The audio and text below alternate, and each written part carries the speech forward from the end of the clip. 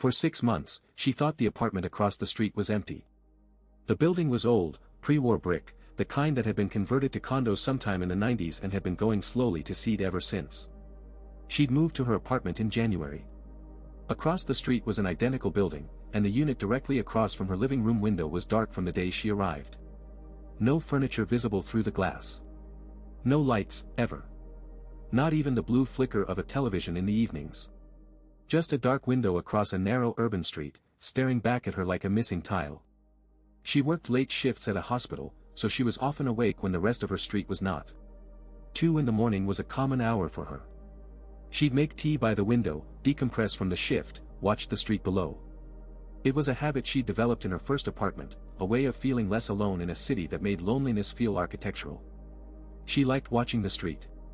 She liked seeing the lit windows in other buildings, knowing other people were awake, knowing she wasn't the only one.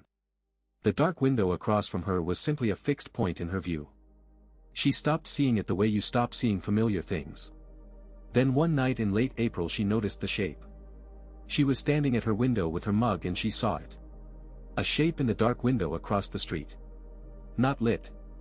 Not illuminated in any way. Just a shape, the suggestion of something taller than it was wide, standing approximately centered in the frame. She told herself it was a lamp. Lamps left in empty apartments look like that in low light. She told herself it was a coat rack. Something left behind. She went to bed. The next night the shape was there again. Same position. Same absolute stillness. She started watching for it. She began coming to the window specifically to check. It was there on Tuesday. Not there Wednesday. There again Thursday and Friday and both nights of the weekend. Always at the same time, after midnight, before 3. Always perfectly still. She got binoculars from her closet. She'd bought them for birdwatching on a trip upstate she'd taken 2 summers ago and hadn't used them since. She brought them to the window on a Saturday night and raised them slowly. She focused. Her hands were steadier than she expected them to be. What she saw in the lens made her lower the binoculars. She raised them again because she needed to be certain. It was a man. Standing in complete darkness. Facing her window. Not moving. Not holding anything. Not silhouetted against any light source.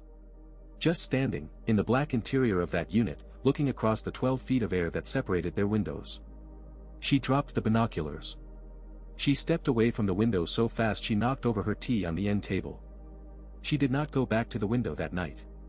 She closed her curtains for the first time since moving in. She told her friend about it the next morning over the phone. Her friend said it was probably a mannequin. People bought mannequins for various reasons. The fashion industry, costumers, artists. Someone had probably left one positioned near the window. She wanted to believe this. She closed her curtains each night for the next 3 weeks. She stopped going to the window after midnight. She told herself she felt fine about it. She began to feel fine about it. Then her neighbor knocked on her door, an older man from the 4th floor, quiet type who always nodded in the elevator and once helped her carry groceries. He asked if she had noticed anything strange about the building across the street. She asked why. He said he had called the city 3 weeks ago because he had smelled something from that direction. The city had investigated. He said the building across the way had been condemned following a fire 8 months ago. A fire on the 4th floor. No one had lived there since March. She counted the floors of the building across the street. Ground, 1st, 2nd, 3rd, 4th. She looked at the window she had been watching. It was on the 4th floor. The same floor gutted by fire. The floor that, according to the condemnation report her neighbor had received, had partially collapsed. The floor with no floor left to stand on. She called the police. They conducted a welfare check. They found the unit sealed. Structurally compromised. No signs of entry. No signs of recent occupation. One officer remained behind to take her statement. He was professional and unsentimental. He asked her to describe what she had seen. She described it carefully. He nodded and wrote it down. When he was leaving she asked him if they'd found anything unusual in the apartment. He paused at the door. He said there was dust on the interior of the window. And in the dust, on the inside of the glass, facing outward, someone had written a single word. He said he would rather not repeat it. She pressed him. He told her it was her name. Subscribe to Echoes in the Dark, new cases unsealed every week.